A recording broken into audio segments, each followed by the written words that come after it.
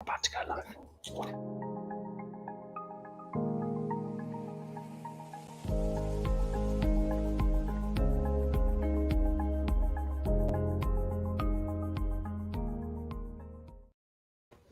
A very good evening, a warm welcome to Dan Really Likes Wine, presented by Pick and Pay, and welcome to a new location, not for the first time, but the first time we're at this location, if that makes sense. I am sitting in, well, it depends who you ask, really, the heart of Somerset West, the heart of Stellenbosch. I think easiest to say the heart of the Ken Forrester empire, because this evening I find myself at Ken's sprawling estate, the one that is responsible for his multiple holiday homes in the Maldives, Barbados, and the Seychelles, as I set up for what's going to be a really cool evening. A little later on tonight, Ken and myself will be hosting a selection of guests as we talk through some vintages of the famed FMC, the Chenin Blanc that has done so much to put the grape on the map around the world as a premium varietal. And so I'm really looking forward to tonight. We have Adrian, the chef from 96 Winery Road, who's done the food, and we're in for a cracking night talking about just how the grape that is Chenin Blanc has gone from some fairly dusty origins, some fairly nondescript roots, to become what really is the success story of South African wine around the world. You talk to somebody like Greg Sherwood, and he'll tell you in the UK, Chenin Blanc is just leading the South African wine charge. So that's what I'm going to be doing a little later. And you're probably thinking, well, if Dan is speaking to Ken Forrester, that means two things. One is we're probably going to be here for the next 6 hours because Ken is not known for answering questions in a brief period of time, as entertaining as he always is.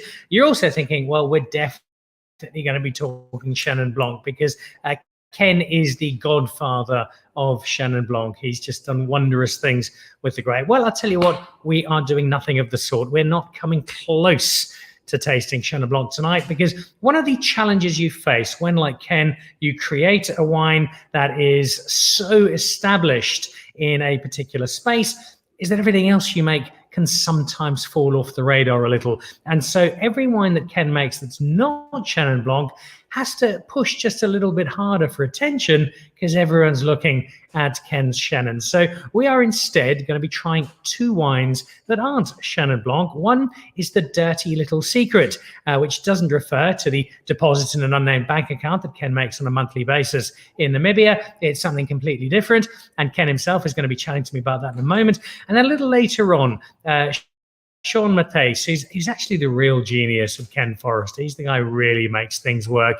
He's the winemaker here with Ken, and he's going to be taking me through the Three Halves, which is, amongst other things, a tribute to the 4 years Ken spent finishing matric maths.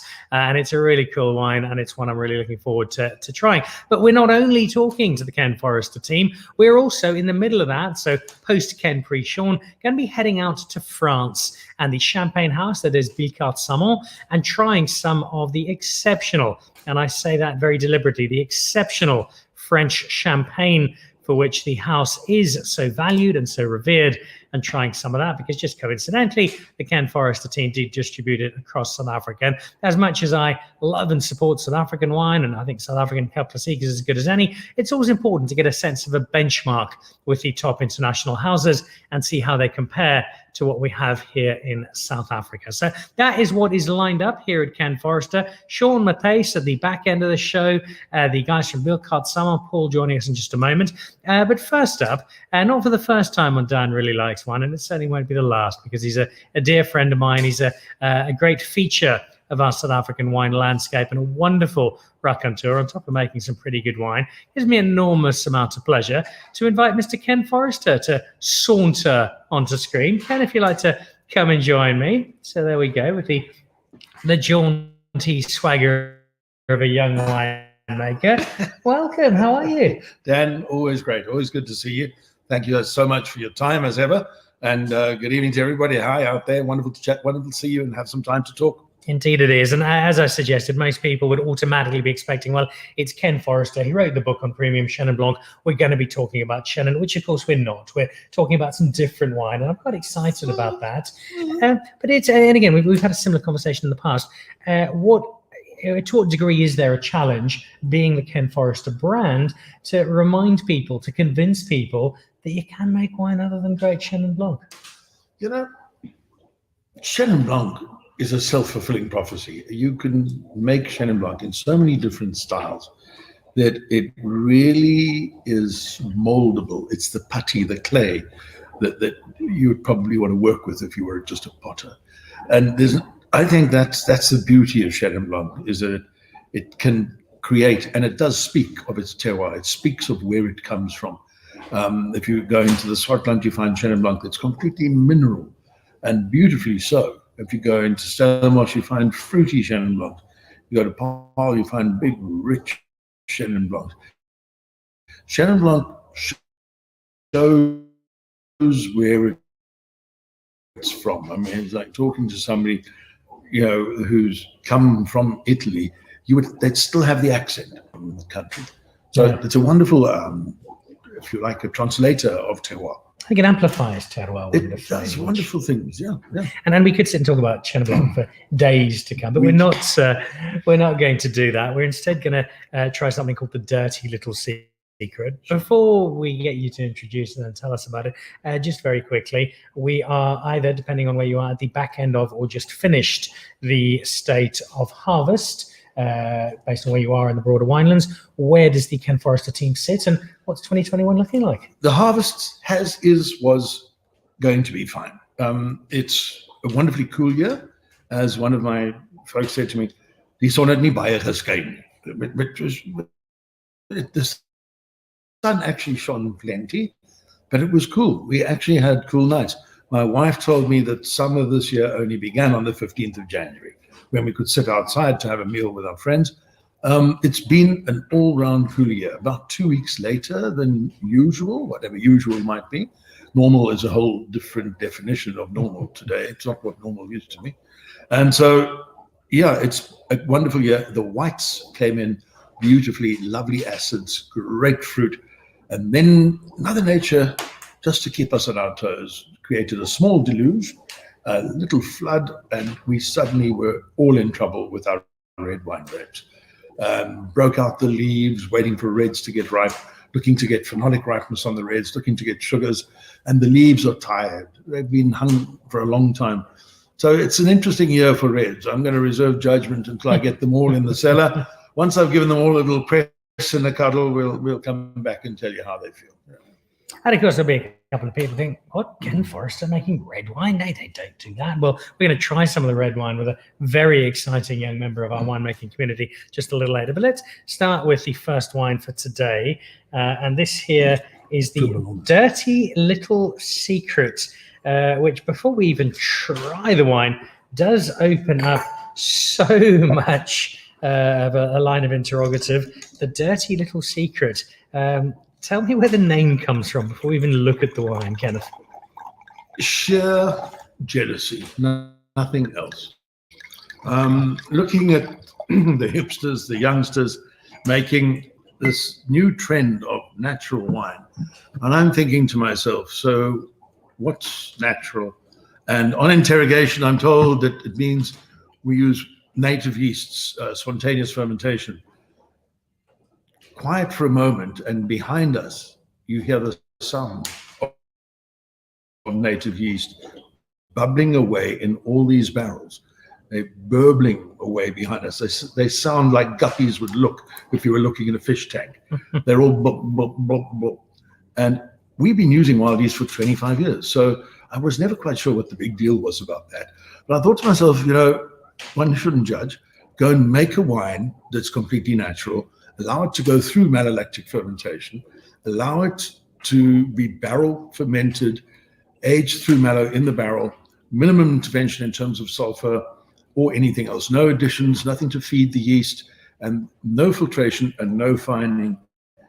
And I was saying to the guys, so why is your wine cloudy? And they go, oh, we don't filter it. Well, I don't filter my wine either, but it's not cloudy, because if you're just a little careful, you can keep it clear. And so I thought I needed to actually make a dirty wine, unfiltered, unfined.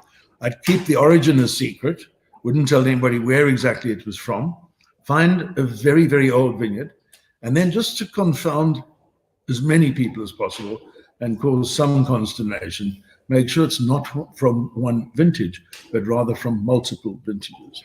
So this is a like non-vintage champagne, very often, anytime you've drunk champagne, which doesn't have a vintage on the label, you've drunk non-vintage champagne, which is 95% of all the champagne in the world. And that non-vintage champagne is always a blend of 4, 5, 6 vintages. So here we have almost the champagne principle of multiple vintages, barrel fermented, minimal sulfurs, under 50 parts per million.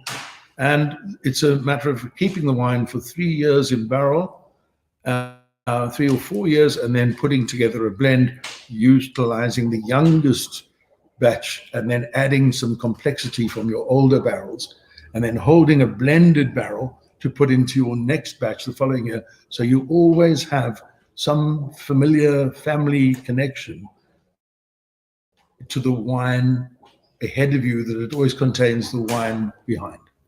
So what are we actually drinking? It's a secret, Which could mean two things. It genuinely is, or at Ken's age, he's just forgotten what's actually in the wine. Do we get to know what's here, or is it genuinely this is the trade secret of the Forrester crowd? Yeah, you know what? We should one day run a competition and let people come up with the notion. But here you have multiple vintages, and on the cork, we might have put a random list of numbers, totally random, you understand. It doesn't mean a thing whatsoever. It's not a way of usurping the wine and spirit board. 16, 17, 15. So those would be the three vintages. That might be the vintages, I guess, something like that. And I love the fact, of course, that you've used a cork, because I know you're a big supporter of cork. You know that that's not really a cork. You know that. You're smart enough to know that Diam makes a technical closure that resembles cork, looks like cork, and fools most people into thinking it's cork. So we can use wax on the bottle and really be hipsters, sort of, kind of a 65-year-old hipster. What can I tell you? Yeah, best if you ever got 11 hours to spare, ask Ken Forrester to tell you about corks versus screw caps. I do see one other thing on the label. It says Dirty Little Secret. It also says, there we go, it also says 2. Are we allowed to know what that refers to, Kenneth? Yes, it's the edition after 1 before 3. There we go. So the first one was called 1. This is called 2, and the next one is called 3. It's elementary, really. Oh dear, university physics at Ken Forrester today. No, all right. It's we can't tell you what's in it. I don't even know what's in it. I'm not sure Ken does either. It's a very striking one. It's got a wonderful kind of buttered popcorn nose, which I really enjoy. A single vineyard planted in 1965 up in Piccaninny's Clove on the ridge, looking out to the ocean about 20 kilometers away. But on a clear day, not only can you see forever, but you can see Elandsby. Okay. And you can see Elandsby from this corner. It's just below Palacio at about 600 meters above sea level. Stunning, about 2.5 hours north on the west coast in Piccaninny's Clove. So just a very special vineyard, bush vines, unirrigated, sandy soils. And I couldn't ask for a more expressive site to collect photographs from the site every year and then put those photographs together in a collage. And edition 1, edition 2, edition 3 is the collage. Right. Well, it is edition 2 that we're very happily drinking through. Angelique Kouvelakis is watching. Oh, love that name, The Dirty Little Secret. I think you'll love the wine as well, Angelique. It is glorious. Greg Sherwood, who's basically the South African Minister of Wine in London. Young wine lovers watching. Keep it clean, Ken. No chance of that, I'm afraid, Ken. Greg. And then Melissa Sutherland, who's a great supporter of the show. Oh, making me thirsty. Well, I'll tell you what, you need to have a crack at this. And maybe about 3 o'clock tomorrow morning, when we're all in the swimming pool at Ken Forrester, we'll convince the patriarch to let us know exactly what is in it. And Greg Sherwood saying, got a bottle of Dirty Little Secret 2, saving to drink with Nalene else who might well be Ken Forrester's dirty little secret. We're not sure.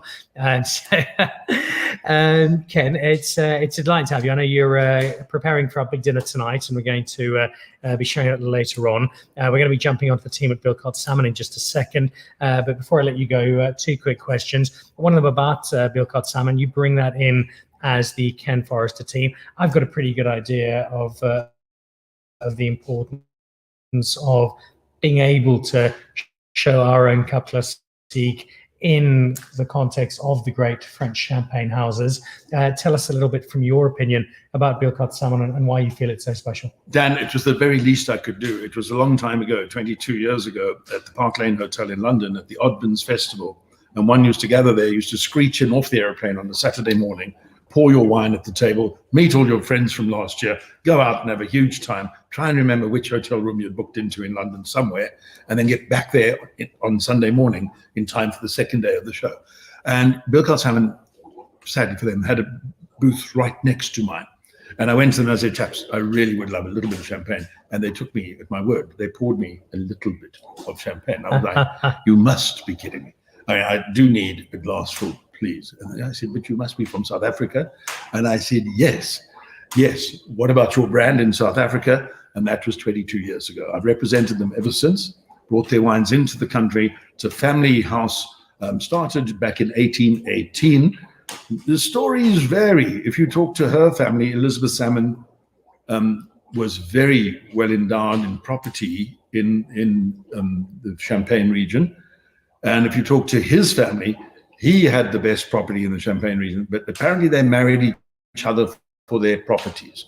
And what can I say? The Champenoise. So Nicolas Francois Billecart married Elizabeth Salmon, and the house of Billecart Salmon was formed in 1818. And has been flourishing ever since. A little help from the patriarch of Ken Forrester. We're going to be talking to Paul in just a second. Last one, though, before you shoot off to prepare for tonight's big dinner. We're not finished yet with the wines of Ken Forrester, because once we're done talking Billecart Salmon, we've got one last guest. He's a very special guest, and I know he's someone who's an incredibly important part of the family here at Ken Forrester. So Sean Matthijs is my son from another mother. He's a great bloke. He's been with us for nearly 6 years. He's the unseen hand in the cellar. He writes up all the notes. He keeps all the records. He makes up all the blends, and he sits in on all the tasting panels. And his opinion is valuable. He's a great guy working with wine. And truthfully, he's one of the youngsters you should watch out for. You'll see and hear more about Sean Matthijs. He's one of South Africa's great winemakers. Oh, you can see more about him in about 15 minutes or so when he joins us on the show. For now, Ken, I'll let you go and iron your dress and get ready for tonight and our vintage tasting of the FMC with guests of Ken Forrester. While Ken makes his way up, and a big thank you, Ken, for joining us. Really do appreciate it, as always. A great friend of Dan, really likes wine. I think this might be the first time we've ever done this as we head over to France. We're naturally a huge supporters here of Dan Really Likes Wine, of South African wine, but the French make some reasons are celebrated right around the world. Billecart Salmon firmly amongst the top of those. So I think Paul is waiting for us somewhere in a field in France. So let's see if we can rope him in and see if I can remember some of my high school French. Bon après-midi, Monsieur Paul, ça va? Bonjour, bonjour. Comment ça va? Oui, je vais très bien, and thank you for joining us. It's a great honor to have you with us, and thank you for joining us in what looks like a really cool part of the world. For people who are going, okay, well, I know that Paul's from France because Dan's told me, but I've got no real idea exactly where. Explain to us where we find you and where Billecart Salmon calls home. Well, so my name is Paul. I'm part of the 7th generation of the Billecart Salmon family. As Ken explained already everything about the historical part of the family foundation. The house was founded in 1818. I'm literally right now in the middle of the vineyard because I'm working in the vineyard. I'm in the Côte des Blancs. I'm in Avise, working on the pruning the Chardonnays. So as you can see behind me, that's the Chardonnay plots.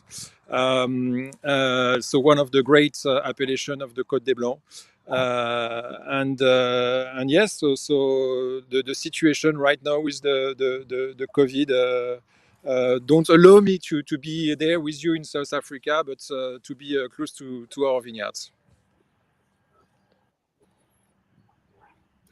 Well, we're very grateful that we've at least got you digitally and virtually coming in to join us from France, and a very warm welcome. And a warm welcome to your champagne, because I think we make some fabulous Cup Classique here in South Africa, and we're very proud of it. But the benchmark is always going to be French champagne, and yours sits firmly amongst those that we look up to, we revere, we certainly enjoy. Give us a little sense of the history of Billecart Salmon and the story that the house has taken up to where it finds itself today. Well, so Billecart Salmon, as Ken explained, started 201 years ago with the wedding of Nicolas François Billecart and Elisabeth Salmon. And we went through already 2 world wars. And in the key elements was like in 1945, after the Second World War, the rebuilding of the house, because as you might imagine, it was no more vineyards. The vineyard was destroyed. It was no more staff as well, and the cellar was empty because the German took all the bottles of the cellars. So that was one of the first steps of rebuilding really the house. And one of the key part of Billecart Salmon history was for my grandfather, Jean Roland Billecart, who was the first one to make the process of the cool fermentation of the wine. And this is coming from my great-grandfather from the other side, who was a brewer in the north part of France, who was making beer and try to experiment the same method as the brewery to control the temperature of the fermentation. And this was one of the key. And that's how my grandfather was focused only on the quality for all this. His life, he's still alive. Huh? He's 97 years old. He's still part of the panel testing. So you can see that he has some good medicine, I will say, for longevity. So that was the key part. And after, of course, the rosé that you will try probably later will be the wine who gave us like a really big knowledge and awareness all over the world. The rosé of Billecart Salmon is probably one of the most rosé champagne famous on all the table you can find today. Well, we are going to be tasting it in just a moment. I love the fact that your grandfather at 97 is still going strong. He's obviously still a lot younger than Ken Forrester, so he's got a long way to go to match Ken. But great that he's still part of that fabulous family tradition. And it's a tradition that plays off a broader sense of tradition, which is French making champagne and doing so with such success. It's not a simple question to ask, and it's one you could probably answer in about 3 days, but I'll ask for the short version if possible. What for you, in essence, dictates the ability of France to have created this champagne space where around the world, the moment you think celebrate, think excellence, you think tradition, you think a wine that is just consistently outstanding? What is that thread that makes French champagne so remarkable? Well, I think it's coming part from the ground, first of all, like the respect of the vine. Today, that's the tradition in France. It's something very important, and in part of the old families, certainly. We like tradition. The French people in general like tradition. So the champagne is always aiming to exceed quality, and the quality is not a question of in general of all the house of champagne. They're trying to produce a quality wine, because we're talking about wine, of course, and sparkling wine, but it's before that it's wine. I think the tradition and the celebration is, of course, the bubbles is making an effect on the celebration, and I'm sure for you guys in South Africa, the Cape Classic is part of the celebration as well because of the bubbles. So it's the elements. After that, it's the grape varietal. The grape varietal in Champagne, as to remind you and to remind everybody, the three main grape varietal are Pinot Noir, Pinot Meunier, and Chardonnay. This is the grape varietal which are not super easy as well to maintain. Yes, and all the entire process of aging the wine as well, because as you know, we cannot release a bottle of champagne before 15 months for a non-vintage champagne. At Billecart Salmon, it takes 48 months. So we take things a bit longer than the other people. And after for vintages, we aim as well to wait for our vintages to be ready for. We're gonna release soon our new cuvée Elisabeth Salmon, which is our prestige rosé vintage cuvée. Is gonna be just freshly released, and we are releasing right now the 2008. So you see that's it's a long aging. So that's the quality is the main part of our cuvées today.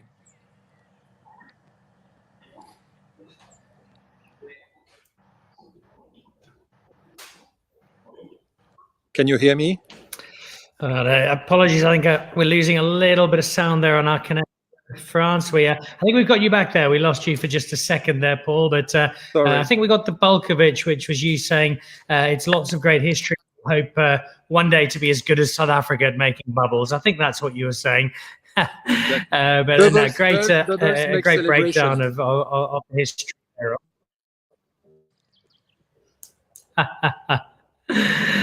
So let's. I think we've got you back there. So let's, while we do have you, have a look at the first of the two, and we've got here the Brut Reserve from Billecart Salmon, which is the first wine. If you will, just give us an introduction to what makes up this particular champagne, Paul, and what we're tasting in the glass.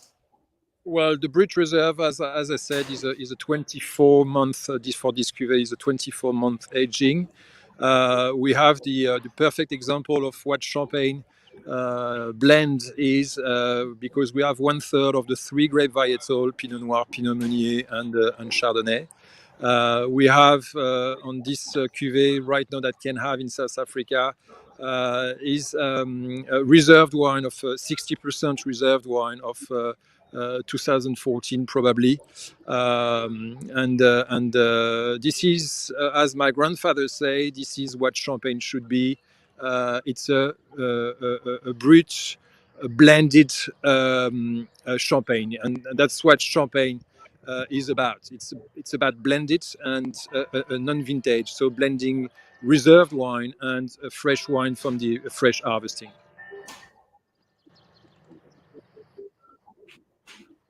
No, I think we're just losing you there, sadly, Paul. So we're going to take a quick break from you and just see if we can get your connection just a little clearer, because I really do want to taste what's some quite fabulous champagne. So I'll let Ronaldo, our producer, just run through some technicals with you and see if we can get you back online. While we do that, though, we do have one other guest, and so I'm going to ask him to come and join us. He's busy on Tinder at the moment, but I'm going to ask him to make his way across. We mentioned him slightly earlier.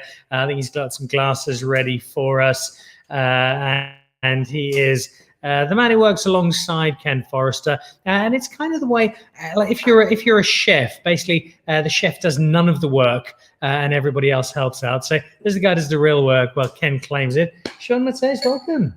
Thanks, Dave. It's a delight to have you on. We've sadly had to cut short with Paul. Hopefully we'll get him back in a moment. But it's a reminder, when you have people like Paul, you got people like Ken, this wine industry. It is such a big, wide, and exciting space. Is it still one that that really gets your blood racing, that puts a smile on your face, that gets you jumping out of bed in the morning? Definitely. Well, the energy, it's contagious here with Ken being, yes, as after those two guys in the wine industry, it's quite tough now to follow that. But yeah, it's what makes me tick. It's what gets you up. It's like some people will expect same view, different day, but and then what we get to explore with Ken. Give us your wine story, because the path that people take into this industry is often very different. Yes. How do you find yourself in this world? Well, I grew up on a wine farm just in Stellenbosch. After matriculated, I went to high school. After high school, I went to go study agriculture, and after that, I ended up here as a student to work for extra money. And because Ken travels about 4 months of the year, and when he came back, he saw what I was studying towards. He said, "Well, I want to keep you. I want to take you under my wing." Yeah, and up until there, I'm his assistant. So I think that's being a little downplaying what you do, because I get the sense it's basically Ken's always saying fishing, but I said in a slight jest, but I get the sense that what Ken has done is invested a huge amount of faith in a pretty young member of the winemaking community and given you the opportunity to really show what you can do. yeah, definitely. It's what he saw in me. He saw my passion and my energy and my talent and etc. So it's great that a guy like him gave me the opportunity, and we just work well together. It's been a lekker time here. No, and you have to listen to him all the time. He talks non-stop, so you're very patient, clearly. But you've also got the opportunity with Ken and with his team to work with a really cool, really exciting wine brand. What is it for you that really drives you, and what's the key that keeps you going, that makes you so excited about the wine world? It's what because I love Chenin Blanc. He's been my idol, and it's fate that I ended up here when I was studying at the agricultural college, and just his way of doing things differently, where normally people would go this way, or that's the norm. He will do things his way, and then it always ends up working. Certainly does, and you've been a big part in that. And we're going to try some wine in just a second. Not actually some Chenin Blanc, but try something a little different. But talk to me quickly about that Chenin Blanc, because it is such a big part of the South African wine story, especially at the moment. What is it about Chenin Blanc that reaches out and grabs you and says, "Sean, this is the business"? It's just that for me, what I love about Chenin Blanc is that it's I always say it's so diverse, like our cultures in this country, and you can produce a Chenin Blanc from this side of the mountain to this other side of the mountain, and they would differ completely, and they would both be nice. And so you can work your way with doing different, and all the people how many times we explore with different types of styles of Chenin Blanc, and we Chenin Blanc crazy. So that's what makes me so energetic and passionate about it, and getting up in the morning, and I just love Chenin Blanc. Is there a bit of pressure though, because you're making not just any Chenin Blanc, you're making Ken Forrester Chenin Blanc. Yes. That's some pretty serious stuff. Do you feel that pressure, or is it more, whoa, this is such a great opportunity, I'm going to make the most of it? It's the last one. Yeah. I'm going to make the most of it. It's such a great opportunity. I mean, Ken speaks Chenin Blanc, he drinks Chenin Blanc. Yeah, he baths in it, apparently. I've heard that. I've heard that as well. Yeah. On the occasion he does bath, which is not very often. All right, so the Chenin Blanc story is such a big part, but as I said to Ken earlier when we tried the dirty little secret, there's more to Ken Forrester than just Chenin Blanc, and we're going to explore that in just a second. Of the wine that you do make here, though, I know Chenin's a big part of it. What's the real favourite? Is it a Chenin? Yes, and well, I have two favorites. It's Chenin Blanc and the Rhone style blend. Which leads rather nicely in what we're going to drink, doesn't it? Definitely. All right, so this is the wine that you and I are sampling, and it is called the Three Halves. As I mentioned earlier, Ken spent 4 years doing maths in the trick to no good result. A bit of Mourvedre, a bit of Shiraz, a bit of Grenache. The Rhone blend, the people who are watching, I'm not entirely sure what that means. Give us a sense of what that style infers. Yes, it's definitely there's those what we call a Mediterranean type of blend. It's quite popular in the Rhone where they use varieties such as Grenache, Shiraz, and Mourvedre, and we have all those varieties here. And as you know, our Renegade blend, which is predominantly mostly Shiraz driven, with a touch of Grenache and Mourvedre. We're in the Gypsy, which is our flagship, which is probably dependent vintage-wise, driven either by predominantly by Grenache, and some years Shiraz, and some vintages a touch of Mourvedre. And Ken thought with this wine, I'm adding it in very small percentages to these other two wines. Why not make it the predominantly part of the blend and add Grenache and Shiraz to it? And that's how the Three Halves was born. All right, well, let's explore it. Only Forrester would think this is a good idea for a name for a wine. It's not the youngest. Yes. I shall pour some for you if you'll allow me to. And then what I'd like you to do is just, once we both had a taste of it, just give me your introduction, and not just what you get from the wine, but why you feel it's special, why it lights up your palate. When I started 7 years ago, When you were 11. I had to Google Mourvedre because they only teach you the big five. And because of my background, I wasn't introduced to a lot of great wines in that case. And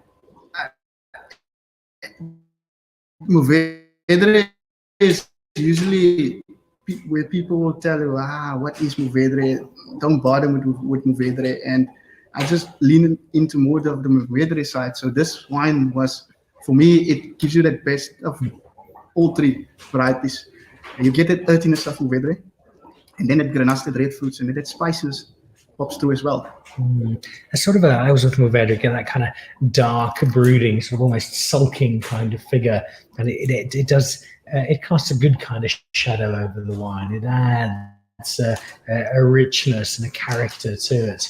Yes, it's quite it's like the glue in the blend. It brings those three varieties lovely together, and it gives you, sometimes Mourvedre can be quite powerful, but it balances beautifully in this wine. And it's also a counterpoint. We sit here as we are this evening at Ken Forrester within the greater realm of Stellenbosch, and if you talk red wine in Stellenbosch, you're generally talking about either a cab or a cab blend, what the French know as Bordeaux blends. I like to think of them as Stellenbosch blends. And yet this is a nice illustration that there is more to what we can do with red wine in this part of the world. Yeah, definitely. Like you mentioned, people always ask, what is Rhone blends? And they're more into the Bordeaux blends or Stellenbosch blends. But Rhone style blends just adds a little bit more to offer, and people need to intend to move that side as well. You can explore it. Tell me a little bit about the age on this, because we're sitting now with an 8-year-old wine. Much as a lot of people don't really feel the need to age a white wine, so a lot of the lighter style of red wine, we kind of think, okay, well, it's made, we'll drink it in the first year or two. And yet it's never going to be a big tannic wine. Yes. And yet there's I think an enhanced softness to it, an enhanced smoothness to it that bottle aging has got. So I'm guessing you'd feel that the extra age certainly doesn't do it any harm. Yeah, definitely. We age the varieties individually in 400-liter old French barrels, barrels that came from Chenin Blanc. So there's no any new oak in there. So already you don't have that oak influence overwhelming of that oak tannins and etc. So it's nice and lovely, and we age the wines for you in that case. It's very kind of you. Thank you. And then you mentioned it, the 400-liter barrels. That's a lot bigger than your normal size of barrel. It means that your wine's not getting as much exposure to the wood. That's not an accident. That's quite deliberate. Yeah, the contact ratio between wood and wine is lesser. So what the whole idea is to let the varieties, characters, or the terroir speak to each variety. And we don't want the oak to overwhelm the wine in that case, but just to preserve the wines in that over time. it also speaks to, in this particular one, not just the cool names and Ken having a bit of fun with them, but I always get the sense with Ken Forrester that there is a sense of adventure. There's always a willingness to experiment. Let's try something. Let's do something. Let's see if it works. It might not always, but more often than not, it does actually work. How much fun is that for you as a winemaker, knowing that not just occasionally, but actually quite often, you get to step out of the bounds of what you might normally do? Yeah. A few years ago, we started. Well, each year we do a variety that we not normally do in our wine portfolio, and Ken just rocked up with a ton of grapes. He said to me, "Listen, we're gonna do this variety. We never worked with it. It was Cinsault, and to last year and this year, he said, "Here's 5 tons for you. Let's do it again." And it's how fun it is, and we constantly growing and trying different varieties, and it works. Well, ultimately, I still get the sense that if he could, Ken would make Cinsault out of Chenin Blanc if he thought it was possible. If it was possible. All right. I'm not sure we're going to get Paul back. I'm just checking in with my... there we go. I think we've actually got... we might have Paul back. I'm just checking. Ronaldo, my producer, you send me a message there to let me know if we've got Paul back. Let's see. I think we do. Paul, je m'excuse. Je pense que c'était mon internet, pas de toi. I've got another fine winemaker with me in the form of Sean. So we're trying some Sean. of the wine, and where we left you a little. Hello, Paul.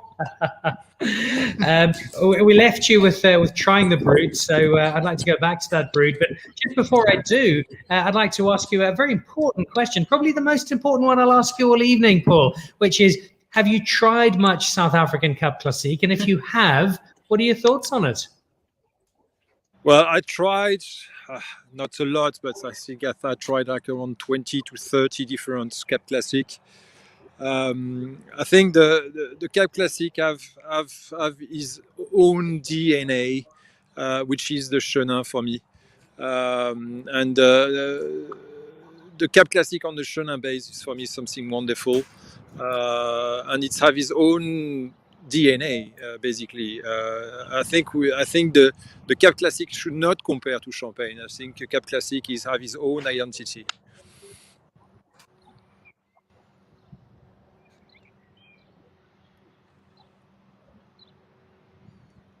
All right. So again, a little bump there, but we've got the Brut here, and we're looking forward. I think we definitely need to do a tasting in South Africa to do some important comparative analysis. We've tried some of the Reserve Brut, and it is drinking beautifully. It's one of 2 we have. The other one we have is our rosé. The bottle just looks so good.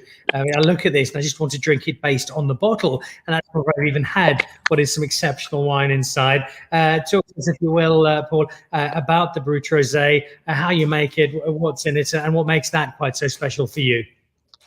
The rosé, to be very simple, it's the base is mainly based on Chardonnay.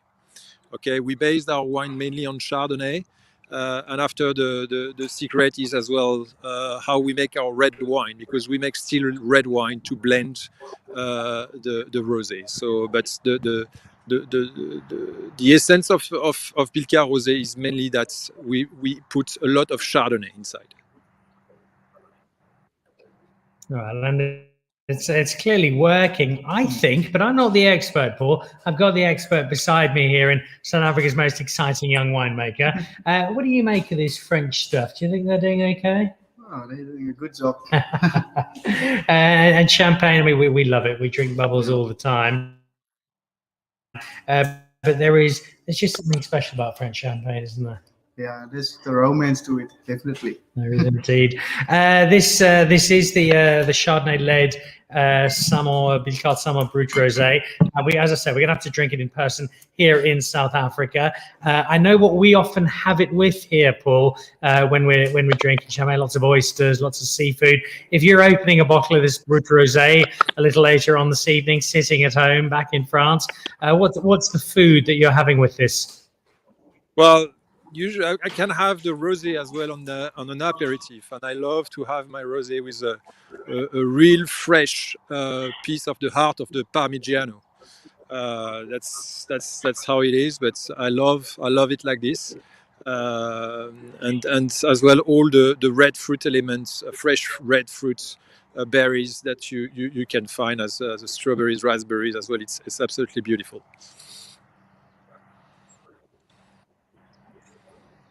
Oh, that sounds like a really good selection. I might need to change my dinner plans for tonight and adjust them accordingly. One last one for you before you leave, just an understanding, because I think it's a really important part. We know in South Africa, almost always we see a bottle. There's a year on it. There's a vintage. It's that year. We know what happened in that year. It dictates to a degree our understanding of what a wine is. We look at French champagne though, and that's very rare. Occasionally you will get a vintage, but mostly it's not there, and that's not a bad thing. In fact, it's a really important part of the process of making champagne in France. For people in South Africa who that sounds a little strange, sounds a little unusual, explain to us why that's so important, why that is a fundamental part of the champagne process. Well, sorry, I didn't get why is it the fundamental process of what, sorry? So the fact that here in South Africa, there's always almost a year on the wine. We see a vintage, whereas the majority of French champagne is non-vintage, and that's actually really important for you. Yeah, sorry. So that's why we produce some non-vintage, because we blend some different years as well on the bad years and on the good years. But we make some vintage wine only when it's good years. And the wine you can find on a vintage are grapes coming only from the year written on the bottle, because it's a good year. Yeah, which is a very solid approach to take. I have a challenge for you. It's a two-part challenge, which I'll extend to you, Paul, and I'm hoping you'll accept.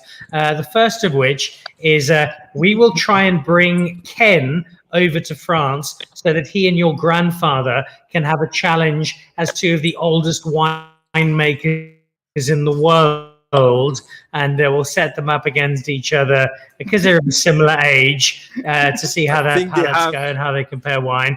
But what I'd love to do, I think they had this challenge already. but the fact is, neither of them will remember it at that age, so we can do it again. It's absolutely fine.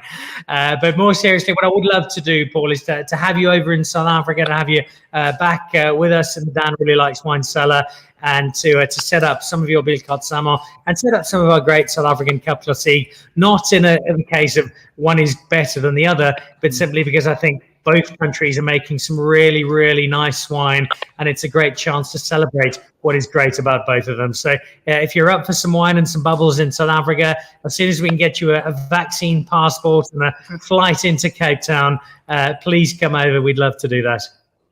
With my great pleasure. And I wanted to thank you so much for the opportunity. Thank you very much for Ken, of course, and Sean for the support, and to be the great ambassador you are, guys, of a little part of French in South Africa. And I'm going to open a bottle of Ken Forrester tonight for celebrating. Ah, c'est une très bonne idée. Merci bien, monsieur. Et s'il vous plaît, visitez en Afrique du Sud très, très vite. We can't wait to have you here. Bye, guys. D'accord, merci bien pour le voir. It's probably for me one of the coolest parts of the whole wine world in which we live, Sean, is that you can connect. Here's somebody sitting in France, here's a guy sitting in Stellenbosch, and you've got that direct connection because you both make wine. Yes, definitely. It's just amazing. And we've met, and the great thing is that we've met. So that's even more awesome. He's a great guy. He is indeed. Before we let you go, before we wrap up this evening's episode of Dan Really Likes Wine Live, you've done a huge amount in a short space of time, and I suspect you probably have done more than you thought you might in such a short space of time. What about going forward? What's the ambition in the next few years? I'm trying to learn as much as possible with Ken, working with him, and I want to take Chenin Blanc where he's taking Chenin Blanc, but I want to take it to the next level. Well, you've got the right place to do it, and you've clearly got the energy and the intent to do it. So thank you for being part of the show. Please come join us on the show again soon, and keep making fabulous wine, and keep keeping Ken in check, which I know is not easy, but you do a great job.